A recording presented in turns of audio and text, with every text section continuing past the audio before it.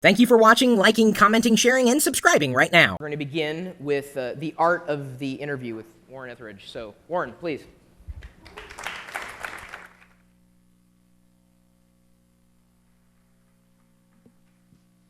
Hello, I am Warren Etheredge of the Warren Report. Pleasure to be here. I'm very excited about Gnome Decks. There's so little diversity in Seattle that a conference like this that can bring Shriners out in the morning, I think is absolutely delightful. I want to have this running in the background because I think it's just a good check to see if I suck in real time. I like that. That seems delightful. If somebody's already writing, oh, I can't believe they got John Cryer to open this thing. But I am here because I have done a whole lot of interviews in my life. I've done about 1,500 interviews now for print and for radio and for television. And there are a few things I've picked up along the way and that may be helpful here. And you may be thinking, well, you're not interviewing somebody, but there is something else critical that you're doing today, which should be listening.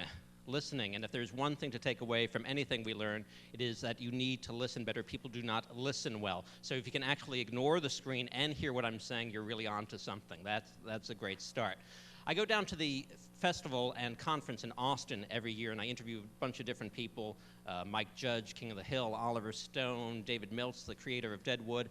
And a couple years ago, I was talking to Terry George, who made a film called Hotel Rwanda. Do people know that movie, know Terry George? And I had gotten the one interview slot with him. We're going to do an hour taped interview with Terry George.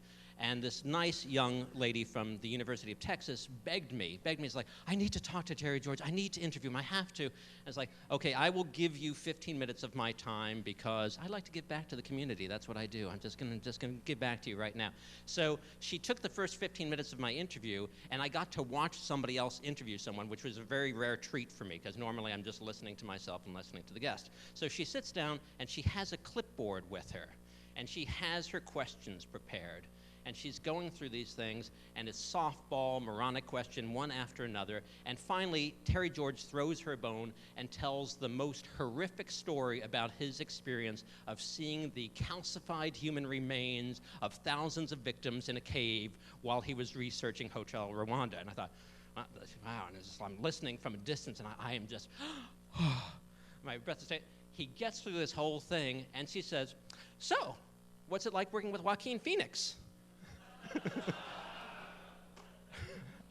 And it was one of those amazing moments of like, she had made a total disconnect from actually paying attention to what he was saying, which was an amazingly tragic story, to moving right on to the next thing, which is what happens all the time in interviews. We're not actually paying attention. And I came back to Seattle and I thought, oh, what a poor Texas rube. Oh, those poor people from the South. No offense to any Texans here today, but you are idiots. I got back here to Seattle. Oh, come on. Take a look at your governors for a few years. Okay. I got back to Seattle, and I thought, Seattle, come on, this great cosmopolitan city. And I turn on the news, and there's a newscaster strangely going through one of the most awful, heinous rape crimes ever on the news. And like gets through this whole thing, and then turns to his co-anchor who says, that's serious crime, Bob. Next up, a cat who water skis. I was like, how?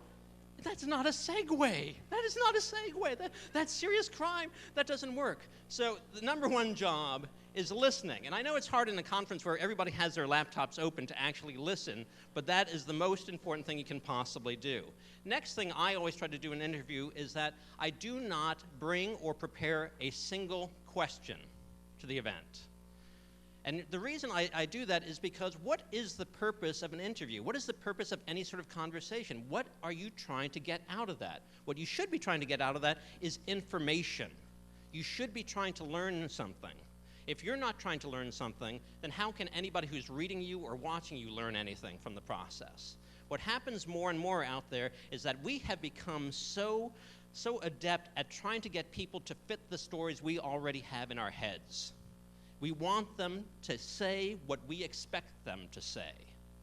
And we're not accustomed to get anything else than that. So we only ask questions like it was, if people are familiar with that old password game show, leading questions like that. So death panels are a bad thing, right? And just trying to get them to say yes. But in that way, you can never get a story. People are trying to get interviews to fit the story rather than letting the interviews dictate what the story is. So if you go in without your questions, if you go in without your assumptions, you may actually hear something that surprises you along the way. Now, it seems like a very challenging thing, and I'm not saying that I have no idea what I'm doing, though many would argue that, but I do a lot of research beforehand. But, you know, with lawyers will always say, never ask a question that you don't already know the answer to. My goal is to do research, to understand these things, but never ask a question that I know the answer to. I always want to ask questions that I don't have any clue about. They may be based on things that I've read or I've heard, but if I ask things that I already know the answer to, I'm going to get the same stock answer that they give to everybody. It is amazing when you see an author, an artist, or a filmmaker on a press tour, and you talk to them and you think, oh my God, that's the greatest story. And then the next day you hear it on Entertainment Tonight and, you know, Inside Hollywood, whatever those shows are, Inside Access, and then you read it in the New York Times next week, because they're getting the same question over and over again. So if you ask something that actually throws them, that's incredible. The only thing that I will do for an interview, which is helpful, is that I'll actually prepare what might be a first question or just a sort of jumping off point for the person. And I just think about where that might lead me and what I might be curious about as a result. That's all I prepare. I don't take any notes, no clipboards, no questions, because once again, if you have those in front of you, if you're like James Lipton at that friggin' table with a guest or something and the stack of blue index, what is that? I mean, he's a glorified monkey. Do you know that man is actually in his 80s and is reading through those cards? I mean, he looks great and waxy for somebody that old, but it's a weird thing. I mean, that show, as friends in LA refer to it, Inside the Actor's Anus, is horrendous, because he is just going through these things one after another. It's like, were you great in this movie? Yes, you were. Let's go on to the next one. Oh, and then you were stunning in this, weren't you? You know, that doesn't tell us anything. The actors are sometimes great because they're performers and they share something, but that's not a way to do it. Get rid of the cards. If you have cards or questions, you're going to be tempted to look back on them, and if you're thinking about what your next question is, then what aren't you doing? You're not listening at all. So every time, get rid of that stuff, put it aside, hear what the person's saying to you, and allow for the awkward silences that are bound to happen. People treat interviews as if it's an auction somehow. They get to the question, next question, here we go.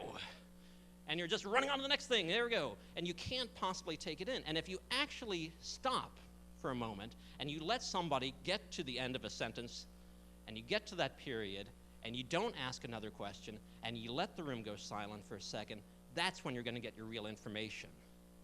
Because in that moment of silence, in that moment of awkwardness, which is not awkward for you, the interviewer, but may be a little awkward for the other person, they're going to come out and share something else that you couldn't possibly have anticipated. Because they are so accustomed to just getting out the little tidbit and having to move on that they're delighted to speak something else. You have to have a really good feel for it, and you have to also not only listen with your ears, but you also have to pay attention to the people speaking and look at them. It's a body language thing. See how they're doing, see how they feel, see what's going on, check in with them. You know, it's a little bit like lovemaking, and I'm sorry to turn off a room full of people with Asperger's, but it's a little bit like it's a little bit like that, in that if you want to be a good interviewer, you want to be a good lover, you actually have to be attentive to the other person who's in the room. See, there's my other tidbit for you. They have to be in the room, in the room. You have to be prepared for that and actually taking cues from that individual. But one thing that should make you feel comfortable, both in bed and during an interview, is the fact that I don't know anybody who really doesn't want more attention paid to them. I have rarely come across somebody during interviewing, keep your snide remarks to yourself, that doesn't want to actually talk more about themselves or share more. If you actually are into them and are actually attentive and there and present, they are going to want to tell you more, and you're going to get something exciting from that. We're about halfway through, is that correct? Are you Chris's mom? You just go by Chris's mom? All right, because I am so accustomed to asking questions, and I certainly have many things more to say. I want to take questions from you guys as well, but I do want to suggest to you that there's a three-step process for what I think is really important, and that is, number one, you must get their attention, get the interview subject's attention right away. Then, you must win their trust, and third, and this is the toughest part, is earn their respect. And I'll give you a little quick example. Everybody know the author James Fry who wrote Million Little Pieces? Yeah, did people read that? There were no drug addicts, no junkies in the audience, for God's sakes. Anyway, if anybody knows, he got into a little trouble with Oprah. Oh, there really is a 5-minute warning card. He got into some trouble with Oprah, and he went on, and he was essentially attacked by Oprah, which is scary enough. And he was a little crestfallen, a little shy, a little scared after that. And I am the one and only person to do a public interview with him since that.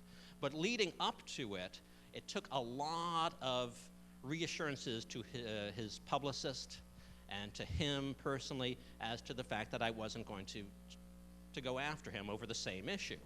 And so they kept asking, is it okay? You're not going to talk about that, are you? And it's like, of course not. Who would want to talk about that? Let's talk about the new book. Who would care about that little big thing with Oprah?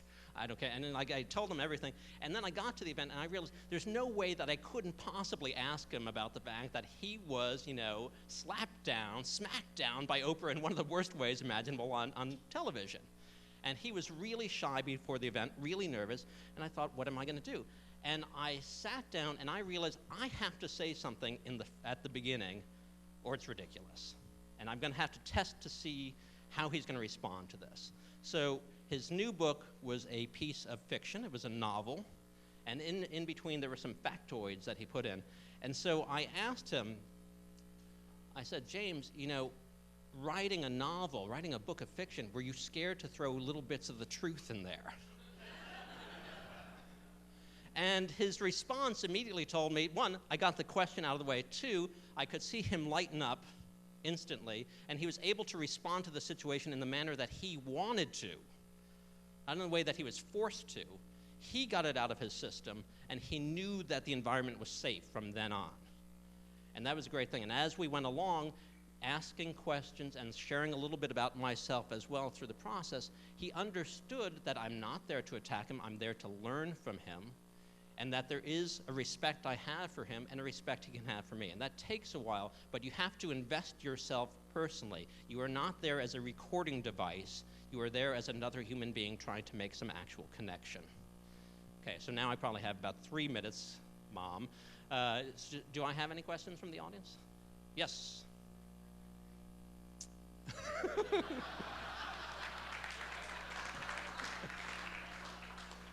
Oh, he was a plant. Now, get their attention. Very important. First thing you should do, first question you ask, should definitely shock them and get them out of the idea that this is the typical interview they're going to do, that they need to listen as much as you do. The next thing you have to do is win their trust. Know something about them. Have studied them well enough that you actually know what they're there for. If anybody has seen that clip online, it's great, with John Cusack being interviewed by the young USC student who comes in saying, I just saw American Beauty. Isn't that ironic? I'm talking to you. It's like, I'm not in American Beauty. It was fantastic. So win their respect, know what they're about, win their trust, and then earn their respect. And earn their respect is part of a long process to actually showing them that you care and you know what they're about and that you want to learn more from them. Yes. I want to ask you about the Charlie Kaufman interview last year at the screening of Synecdoche, New York, here in Seattle. The only question I had after seeing that movie and kind of watching the interview was, Charlie, are you ready to commit suicide? We care about you. Don't do it. Yeah. The interview seemed really awkward, and I was just kind of wondering about your perspective and what you would have done differently in that interview if you were to tack it again. There's very little I would have done differently. That is the 4th time I've interviewed Charlie Kaufman, and every time I have the same feeling that the interview process was a cry for help in some way. And I worry about him too. He is remarkably, it's not prickly. There are a lot of prickly people out there. He's just remarkably defensive. He really feels like the system is there to attack him. And you saw he was very defensive, and it took what was that, about a 30-minute interview or something like that, and I'd say within the first 10 minutes, he became ultra defensive. He thought that I was picking on him in some way, and it took the entirety of the interview to win him back a little bit, and then talking to him afterwards, he was fine. But you have to be aware of that. You do have to be aware of how somebody's feeling and how they're responding, and do your best to win them back. I once interviewed Lewis Black, and thought it would be really funny if I greeted him at the hotel room door in nothing but a leopard skin bathrobe. And I don't know what I was thinking at the time, I apologize. But I did that, and he looked horrified. And thank God we had an hour, because it took a good half hour to make him know that I'm not a total absolute loon. Just partial. Do we have one more? Oh, the Cowboys and Shriners getting together across the aisle. That really, it's so heartwarming to me. It's really, thank you, Seattle. A final question? Yes, back there. Oh, can I get the last one? Okay, go. Yeah, I agree with most of what you said, but I've interviewed thousands around the world, multi-platinum to underground, and you say don't have cards because it stifles the interview. Yes. But a lot of times you need that research, you need those factoids, you need those pre-prepared questions to kind of incite the conversation and to get it going. And then, of course, yes, listen to them, and from then grab onto it, kind of Tarzan on to what they say, and then make up questions as you go and be spontaneous. But without research and without those cue cards, without that, having that a little bit of a script, a little bit of a framework to go on, I think you're actually going to end up with the dumbest questions that you possibly can for the most part. So, okay, I will respond to it, and it's a great way to close this out. Big thing. You just asked me a question without any cards in front of you, and you asked me a question because you were listening and you had your own concern and you were relating it back to your own life. You say that you've introduced or interviewed thousands of bands, right? You need to have more faith in yourself as an interviewer. If you truly have done that much work, you probably know what you're talking about. I didn't say don't do any research. I believe in research, but I know the stuff. And I know enough to get through a conversation. And my goal is not to ask them a litany of a checklist of questions. My goal is to actually ask them something I care about. And if you must be passionate about music, so trust in your knowledge, have faith in yourself that your contribution to the interview is as worthy as the guest's contribution. You are present in that conversation. It's a two-way street. Have faith in yourself, do the interview, and we're done with our time. Thank you so much.